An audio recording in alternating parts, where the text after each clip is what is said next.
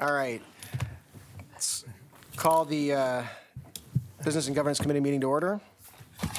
Are there any public agenda? Oh, first of all, do we have a quorum? Yes, we have a quorum. Good start. All right. Any non-agenda public comments? No public comment. That's good. All right. Just so we know, people, Greg went a little crazy with his highlighter. So we do have several items that have to be discussed today, if Greg behaves. So we're going to start with the first one, the ad hoc committee's recommendation to fiduciary council. So just some quick background as a reminder. We routinely review and go out to RFP for fiduciary council every 5 years, about 5 years. So we went through that process. So at tomorrow's board meeting, we'll be selecting fiduciary council for the next term. Couple things I'd like to point out. We had 6 really excellent qualified candidates respond to the RFPs. If you read the material, which I know this committee does, that RFP is not a simple task to complete. It was a big deal. And so there was a lot of work and effort that went into it. And I was extremely, extremely pleased by the fact that we had 6 very qualified candidates who responded. I don't know that we've always had a pool. I can tell you, I think my own opinion is I think it's the best pool we've had to select from in our history, and I think that we were very fortunate to have this. Because of the voluminous nature of that and because of the process to select this, there was an ad hoc committee established. It was Bobby, myself, and Cliff to review the applications, go through, look for conflicts, interview the candidates, sort through them, analyze them, and whatnot. And when we started the process, we didn't really know what we would find. And so I want to thank the ad hoc committee because they did a phenomenal job going through it. They spent a lot of hours going through that. But in particular, I'd like to call out Bobby because I got to tell you, she is incredibly organized. She created some nice charts for us. She went through the process. She did the first round of interviews. And she really worked hard on this issue. And quite frankly, I leaned on her work substantially. I think Cliff did, although we all did our own independent review. Before I give you the ad hoc committee's recommendation, I would like to also just say, for the record, to Chris Waddell, our current fiduciary counsel, regardless of what happens tomorrow, whether it's him or it's somebody else, I want to personally thank him. And so if I don't have the opportunity to do that before, I want to do it now. I think he's done a great job. He's served admirably for us.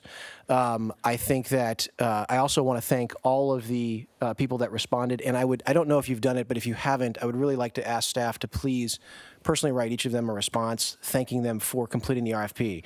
They didn't have to. And the reality is, unless they do, we only get to choose from the pool that we get. So I'd like to make sure we do that. Last issue, the way this will go is that I will give you the ad hoc committee's recommendation. Then it's this committee's job to decide what it wants to do. Whether you want to discuss it here, whether you want to go through that process. But at the end of the day, what we are voting on is who our recommendation is to the board tomorrow. Of the 6. So our recommendation this year was to hire, it's Reed Smith, and Harvey Lederman is the principal of that firm on the RFP. Harvey is here today. Harvey, do you mind standing up? So, thank you. I wanted you guys to, please. Harvey, if you want to come up, you're more than welcome to. There's a hot seat. You can sit there if you want, but come on up if you'd like. I'm happy to. Why don't you? Because somebody may have questions for you. So I'm going to have you join us. So Harvey is our recommendation to this committee and to the board from the ad hoc committee. I've asked Harvey to be here. Of all the candidates, and they were all qualified, Harvey stood out for a number of reasons. Not only his experience, not only his reputation, but he also has the unique balance of both handling the transactional work that we do here on a daily basis, but he and his firm also litigate, and they've handled some very high-profile cases, and they do it quite competently. So I think that we had an interesting opportunity here, which I would liken to the unique opportunity we had when Greg became available and we were looking for a new CEO. We had an opportunity to bring somebody in who has some really interesting talents, some different experiences. At the end of the day, while there was a lot of discussion at the ad hoc committee level, Harvey was far and away the best candidate that we evaluated, that we came up with and selected. So with that, I'm going to open up with comments and questions. I will tell you I'm happy to answer any of your questions, but if you want to talk to somebody who actually knows what they're doing, I would ask Bobby. And then, of course, anybody who would like to talk to Harvey can ask him any questions he wants. And then, Harvey, if you want to make any comments, you're more than welcome to do that. Harvey's aware that we aren't making this vote today, that we're just making a recommendation, so I'll leave it up to you guys. So any comments? questions? Please, Bobby. Harvey, excuse me. Harvey, could you explain to the committee, you told me while we were on our telephone conversation that you only represent boards, that you made a decision a long time ago not to represent labor or sponsors. So can you expand on that? Sure, happy to. Is my mic on? Different boards have red it's on and green it's off. Green's on. Green I always thought was go, but I just came from another board meeting where red was go, so it's brand new. So you can hear me. Thank you. Good morning to all. Bobby, thank you for that. I got into the public pension arena 25 years ago, almost to the day, when Orange County filed bankruptcy. And I was brought in, that was December 7th, 1994. And I was brought in to get the money out of the treasurer's pool that belonged to the retirement system. Since that time, I have made it our practice to focus and concentrate our attention and loyalties to retirement boards and retirement boards only. You know that these boards are made up of, you come on those boards, I don't want to say representative because you're not really representing anybody else other than the members when you get here. But you come from different backgrounds. Some are mayoral appointees, some come from labor, some come from active and retired members. And that's the real strength of a collective board like this.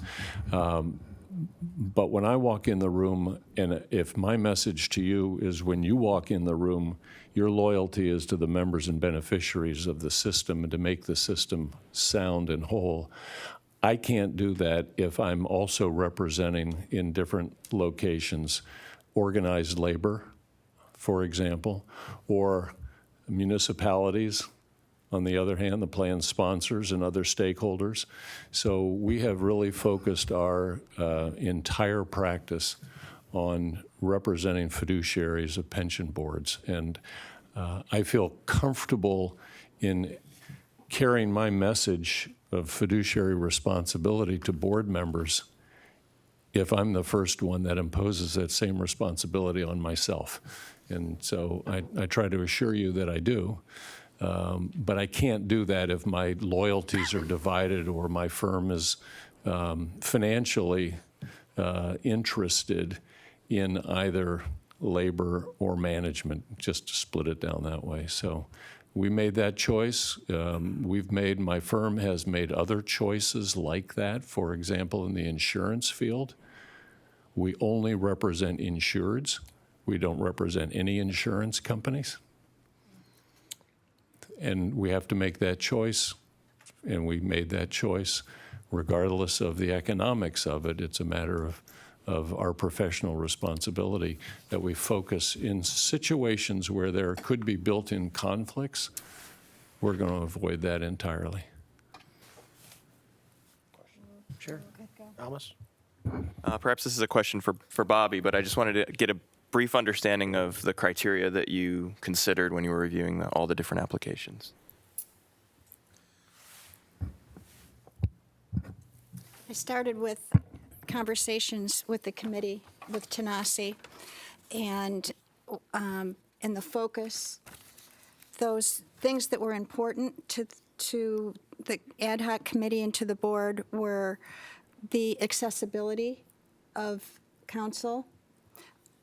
Everybody that I spoke with has a thriving practice, and some of the pension plans that they represent are much larger. So we are considered to be a small to medium-sized pension plan, and we don't want to be treated small, right? That was the language from Johnny. I don't want to feel like I'm small. And I was assured by Harvey that we absolutely would not be treated like we are small. Although he represents or works on behalf of some very large pension plans, he finds that the smaller agencies need more immediate attention, where the larger plans have more depth in staff. So we will never be put behind a request by one of the larger plans that is his client.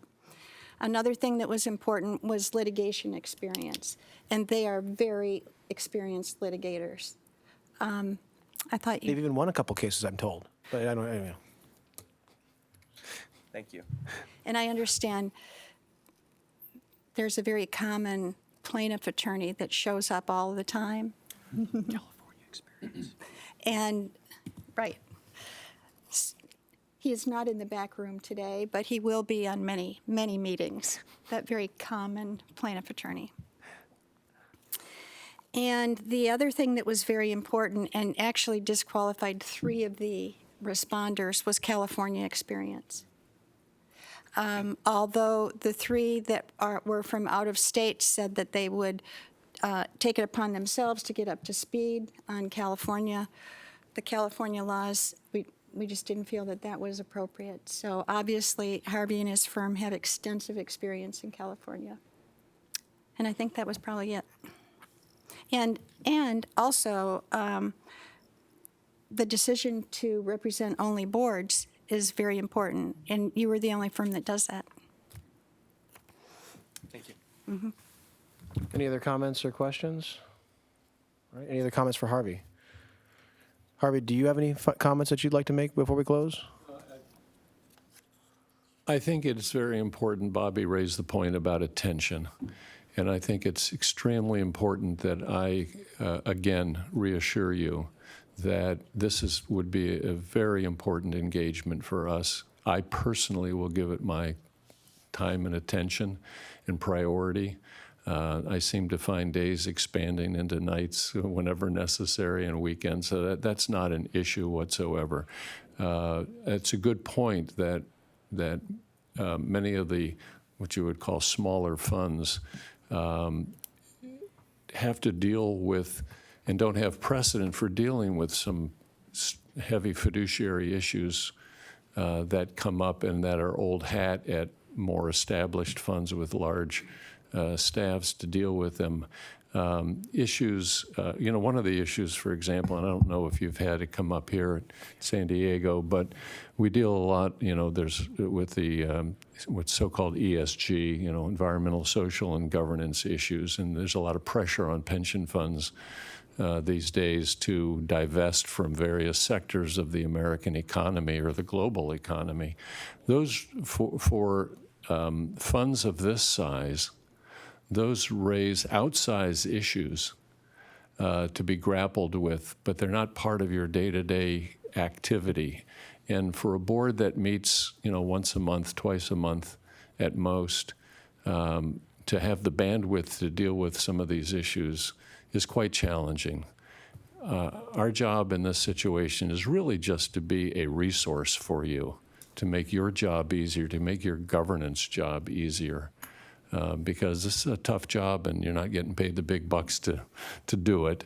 And you shoulder, most boards like this board members are spending 200, 300 hours a year on board business, on committee business, on education, on travel, on due diligence if necessary, on conducting RFPs.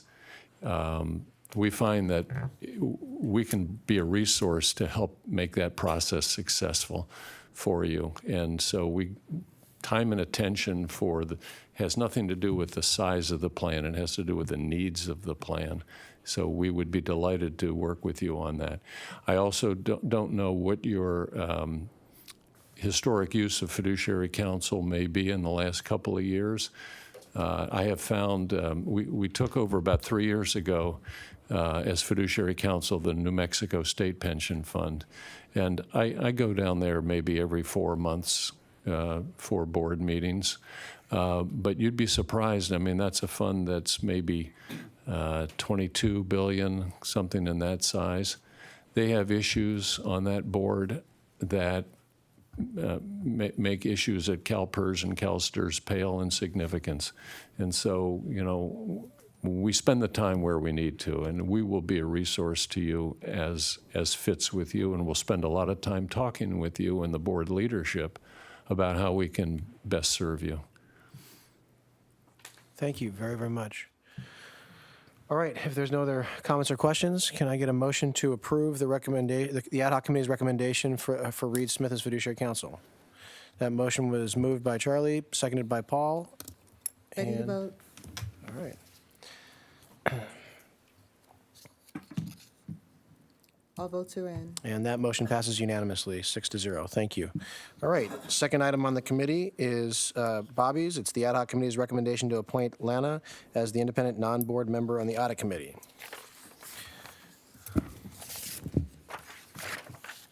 As you've all heard, we need to fill a vacancy on the audit committee, and we need a non-board member according to the charter. So we've looked.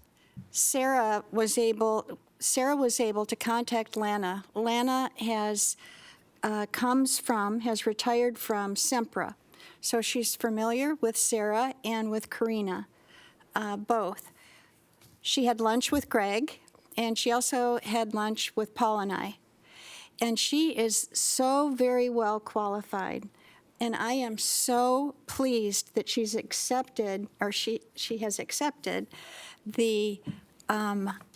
our request to join the audit committee if approved by the board or by this committee. She has qualifications that we need right now. She has a background in IT. She has a background in internal audit. She is absolutely perfect. She's a CPA. She's from Canada, so she's very nice. She's certified in Canada and in the United States, in case you want to travel with her. And I feel like we are just really blessed to have an addition to the audit committee with such qualifications. So I'd like to make the recommendation. I'd like to move to make the recommendation that we nominate her. All right, it's moved by actually, technically it was moved by Paul. That's fine. You are really eager to get her on the committee, aren't you? Absolutely. For a lot of reasons. All right, okay, gotcha. So that being the case, is there any comment or questions? Okay, hearing none, let's vote. Ready to vote. And that motion passes 6-0. Thank you. All right. Johnny, I don't have to, it's not highlighted in yellow. Is there anybody who has any questions about item number 3, the fiduciary counsel's policy and outside counsel consultants' opinions policy changes? Hearing none, can I get a motion to approve? It's moved by Charlie, seconded by Lou. Ready to vote. All right. And that motion passes 6-0. All right. Item number 4, staff's recommendation to amend the board officers and secretaries charter. No yellow, so Johnny doesn't have to speak. Any questions or comments? All right. Can I get a motion to approve? Okay, it was moved by Bobby, seconded by Lou, Ready to vote. and that motion passes 6-0. Item number 5, staff's recommendation to amend the audit and investment committee's charters. And are there any questions by the committee members? Hearing none, can I get a motion to approve? That's been moved by Paul, seconded by Bobby. Ready to vote. All right. And that motion passes 6-0. Item number 6, staff's recommendation to amend the board process on selection of independent and non-board members to the audit and investment committees. Any questions? Hearing none, can I get a motion to approve that item? It's moved by Bobby, seconded by Paul. Ready to vote. All right, and that motion passes 6-0. Item number 7, staff's recommendation to amend the settlement of claims or lawsuit policy. Hearing no questions, can I get a motion to approve? It's moved by Paul, seconded by Charlie, Ready to vote. and that motion passes 6-0. Item number 8, staff's recommendation to amend the communications policy. Hearing no questions or comments. Oh, no, it's number 8. Hearing no questions or comments, it's been moved by Lou, seconded by Charlie, Ready to vote. and that motion passes 6-0. Item number 9, unfortunately, folks, there's yellow here on my page. Staff's recommendation to adopt the policy on returning to work after retirement. Marcel? Good morning. Sorry to put the brakes on. You were going at a good clip there. I It was was nice. trying. I almost made 11 out of 11, but you know. Almost. Almost. This is a couple of things. This is a new policy, so we did want to talk about it, but it also is a really important one. This took, in reality, it took about 10 months, almost a year, to get this through. So Pepper gave us some more rules about how you can use retirees in your organizations. And even though the city is not subject to PEPRA, airport and port retirees are subject to PEPRA, which means if they go and work for the city in retirement, they still have to follow PEPRA. So this took a lot of work meeting with people at the city, people at the port, and people at the airport to make sure that everyone was in agreement, that we all understood what exactly this means. It requires some more coordination because the limit to what you can work is by the system, not by the employer. So if someone was retired from SDCERS and they had a job at the city, the port, and the airport, they can only work 960 hours for all three. So we're working on some updates to our system to allow our plan sponsors to be able to see who the retirees are from other systems. But it was a lot of work to do this, and it did require, especially for the city, some changes to their practices. So really happy that we got that through. The second piece of it is setting what is normal retirement age, and this is something that we haven't had an issue with, but it's to protect the tax qualified status of our plan. So it's very clear that when we pay people a pension before they're 59 and a half, it is not an early distribution that would jeopardize the tax qualified status of our plan. Okay. Any questions? Hearing none, can I get a motion to approve? That's moved by Paul, seconded by Charlie, Ready to vote? and that motion passes 6-0. Thank you, Marcel. Item number 10 is also yours, staff's recommendation to adopt Board Rule 9.80.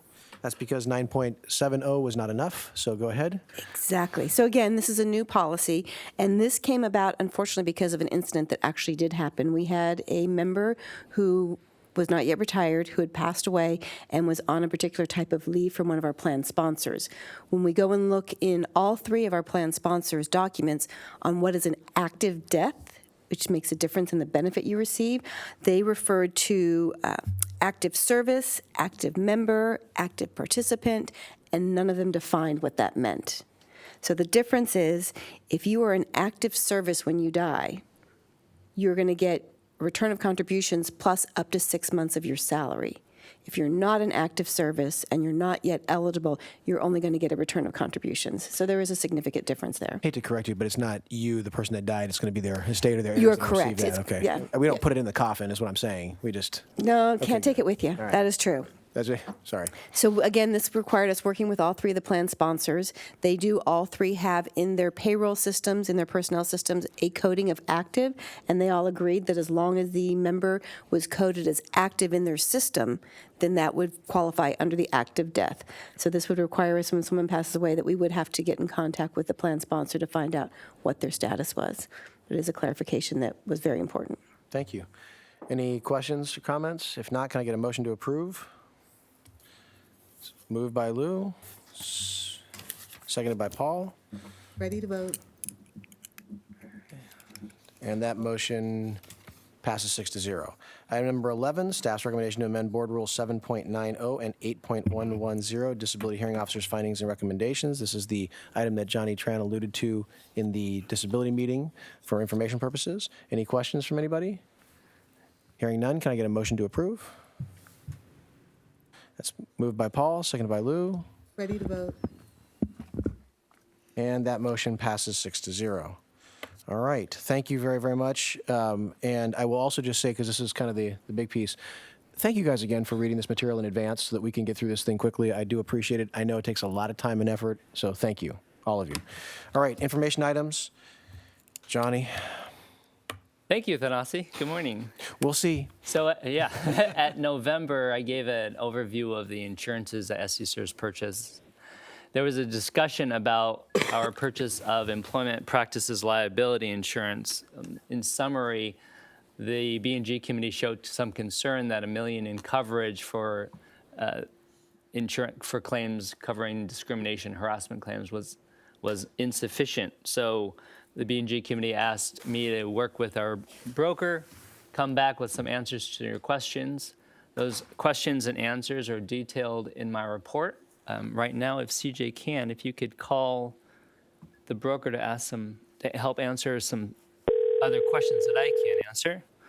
On the phone, we'll have Client Service Director Melissa Sapp-Birdwhistle from Gallagher in Colorado. Arthur J. Gallagher, this is Melissa. Hi, Melissa. It's Johnny Tran in San Diego. How are you? I'm doing good, Johnny. How are you? Good. You're in a room full of 20 people listening to you, okay? Great. Hello, everyone. Welcome to SDCERS Price is Right. Can you give us your best pricing on the product? No. I'll try to do that. Thank you. And Melissa, again, if you can fill in any details that I am missing or don't know, I'd appreciate that. Will do. In summary, management and the broker decided that $1 million in coverage, which covers both defense costs and any indemnity, would be sufficient. And we reached that number, a combination of things. One, what's the market doing? What do companies our size buy, government entities buy our size in coverage? Two, what's our claim history? And our claim history is excellent. Last 10 years, we have 0 claims, and we don't have any on the horizon that I know of. And then the third thing is, what's our risk tolerance? How do we feel about this insurance? Well, we haven't had this type of insurance for the history of, as I know, SDCERS. And so buying some coverage I do think is prudent. Buying too much, maybe less prudent. So $1 million is what we're still recommending, what we have purchased. The premium is only around $17,500, so it's pretty insignificant premium at a deductible of $35,000. If this committee believes we should buy more, and management is totally open to that, the price increase is still pretty insignificant. For another $1 million in coverage, for $2 million, it would go up an extra $10,000. Is there any discussion from the committee? So I'd like to just make a couple of comments. For me, this is an issue that's becoming more and more prevalent, and I will tell you honestly, the fact that we haven't had a claim means literally nothing to me, because that's history, and where the world has been going, these claims are substantially different. And to the point that now private coverage out there, you can actually you can't get the coverage you used to be able to get. As a matter of fact, pretty much now there's a defense bucket, and it kind of covers a certain amount, and that's kind of it for these issues. So the fact that we can get it, I think probably is a good thing. I think we can probably get it because we're probably a lower risk than, say, mom and pop who are running the taco stand or whatever the issue is. The premiums are insignificant. The defense costs on these things are going to be well over $27,000, which would be the premiums that you would pay for a year. Just picking up the phone to a litigator and calling him. When you look at what we've spent in defending litigation cases, just across the board, we're in the millions. So we're talking about a real simple issue that would buy us $2 million worth of litigation defense coverage and indemnity. And quite frankly, most of our clients who are a lot smaller than this plan are picking up $2 million of coverage where they can. So unfortunately, we don't have. It's a personal issue, and I respect that management thinks $1 million is fine. What I can tell you is, right up until you get sued, and then you will say, wish I had two. That being the case, those are just my thoughts. I know it's not a vote to increase it here today. It's an information item, but I did want to at least share those issues with you. And I was one of the people that asked you to please look into it. So for the coverage, if it was up to me, I would increase the coverage to $2 million. Are there any other comments or questions from anybody? I do. Yeah, please. I spent an entire career in this area. I'm a forensic accountant, and I have testified thousands of times, and much of it is on employment discrimination cases. And the way plaintiff attorneys, legal fees are recoverable in employment cases. So although a plaintiff may be awarded $25,000 or $50,000, the legal fees will be $500,000, because attorneys that take these cases generally work on contingency basis, but in these cases they keep track of their time. So the time is outrageous, and their own assigned billing rates are also outrageous. And that's why those cases never settle. So the motivation is not coming from the plaintiff. Motivation always comes from plaintiff's counsel to never settle. And the longer they can work on it, the higher their fee is. So in these cases where the fees decrease the amount of coverage, it's important to have more. And I've been on boards for a long time, and I have been on other governmental entity boards. And once it starts in a department, once one claim is filed in a department, subsequent claims are also filed. And we know one of those lawyers. We know very well one of those lawyers. And if that starts, you will be happy to have more than $1 million in coverage. I will just add one other thing to what Bobby's saying. Statutorily in California, if you can prove $1 worth of damages on certain claims, you get, by statute, 100% of your legal fees. So that's what Bobby's referring to. Is it's not just, the judges awarded it because they want to. It's statutorily they get it, which is why when these cases get filed, these claims, the settlements start off in 6 figures. I would differ slightly from Bobby that the rates are unreasonable or that the fees are unreasonable. I'm just saying that I have not reached that conclusion, but I'm saying I can see where somebody might get there, but I just reserve on that. Having said that, though, Somebody with a vested interest. so in any event, I would say that we should be considering that, and to that extent, I am willing to entertain an oral motion to recommend an increase in coverage if anybody feels that way. If I'm the only one, that's fine. But No, I think an increase in coverage would be warranted in this case. are you willing to make that motion I'll make that motion. to increase coverage to? Well, let me ask you what you would recommend. You said $2 million, but should we go to 3? My personal opinion is I think $2 million buys us a good deal of coverage. Okay. I don't know that 3 is necessarily going to give us. I mean, you're going to expect the legal fees in a case like this to probably be in the $500,000 to $750,000. The recovery is going to be probably in the $500,000 to $600,000. So this would cover roughly 3 or 4 cases. I think you're in a. I think $2 million. I mean, I would not have a problem with 3, but I don't know that's necessarily something that you'd require. That's my personal opinion. That is just my personal opinion. It has nothing. That's not. Then that's I would my- make a motion that we go to $2 million. Is there a second for that motion? I'll second it. Think about it. That's seconded by Bobby. I know we're doing this orally, so Yeah, do you guys? Can I ask Melissa a question? Yes. Melissa, we're talking about $2 million in coverage per claim, correct? So not in aggregate for the year? No, that's an aggregate limit for the year. $2 million. So Paul's comment was correct that it would cover multiple claims up to $2 million? Correct. All right, thank you. Thanks for clarifying. And just to let you know, the price difference between $2 million and $3 million is about another $5,000, just in case. That might be worth it. Might be worth it.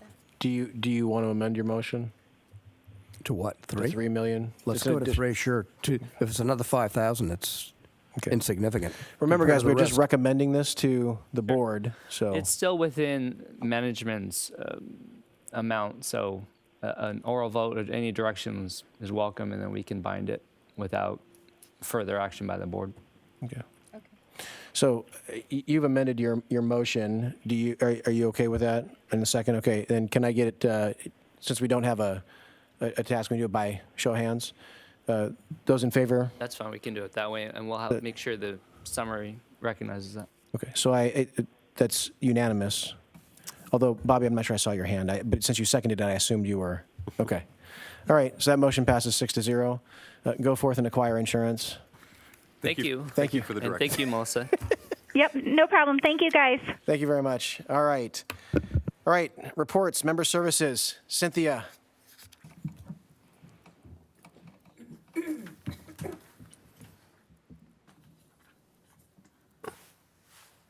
Good morning, Happy New Year, and thank you all for your service. We appreciate it. I am a servant leader, and I'm here to talk to you about service today.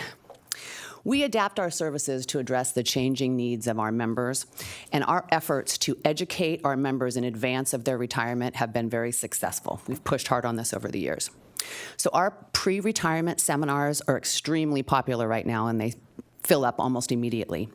So we have continued to add those in. We have a full slate of pre-retirement seminars scheduled throughout the year with at least 3 per month and at locations all over the city, including at the Police Officers Association and many other specialized areas to really assist our members. I'm very pleased that that is going well. In the call center, we have all hands on deck because it is Medicare reimbursement season. This is a process we have worked on closely.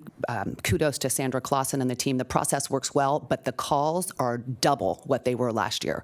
It is through the roof. We may have 4,000 calls by the end of the month. So good job to the team for making sure that those calls are answered and for the education that they're providing to the members. We also have to adapt to staffing changes, and I am proud and sad to announce that our star seminar presenter, Andrea Valdez, has earned a promotion to another pension agency. She was highly sought after, and they succeeded. Andrea was also an excellent retirement counselor and our call center supervisor and employee of the year, and a great source of joy at If she SDCERS. happens to be disabled before she leaves, she'd have to stay, right? We tried that. It's already done, but thank you. We are currently recruiting for that position. And what we have done in the meantime is what all good teams do. Everybody steps up to the plate. So I'd like to thank Jessica Maloney for volunteering and walking right into a seminar already this week. She's already presenting at the seminars as the others hone their skills. Big thank you to our supervisor, Victoria Fedelizo, who has taken over supervising the call center. And as always, a special thank you to our very compassionate counselors, Jerry Kapotic and Sarah Levy, who are out saving the world and doing good deeds, always. I thank them all. Thank you, and let me know if you have any questions. Thank you very much. Anybody have any questions of Cynthia? All right, Cynthia, thank you. Marcel, Benefits Administration Division Report. Sure. Actually, I wanted to add one thing to Cynthia's report, because she talked about all of the seminars that we have scheduled, which does not include the seminars that we are still working on scheduling for the airport and port at their facilities. So there will be even more seminars that are offered this next year. They are welcome to come to any of the seminars here, but we also do targeted seminars at the airport and the port for their members. So on the Benefits Administration report, I wanted to highlight the correction issue that we had with the airport. So this was an issue where we had members who were not working the full pay period. However, they were getting granted full credit for the pay period through our system. So this was an error on SDCERS' part.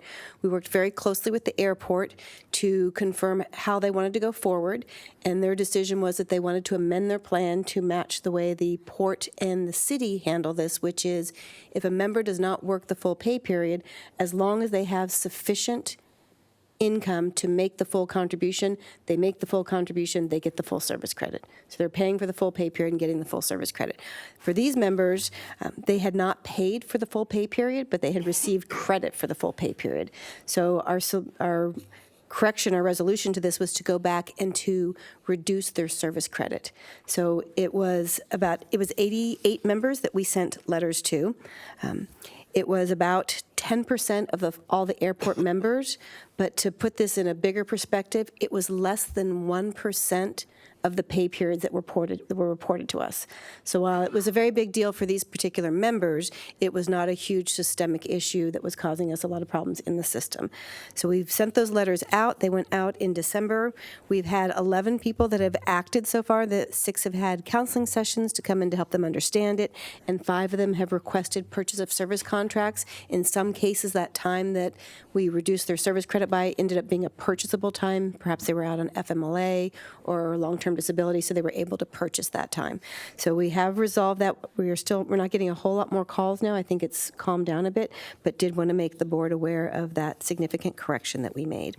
Excuse me, Marcel, wasn't Yes. that one of the audit findings that came out of the airport, the port? I'm sorry, it was the airport. Airport. Yeah. I believe it was an audit finding quite some time ago, Okay. yes.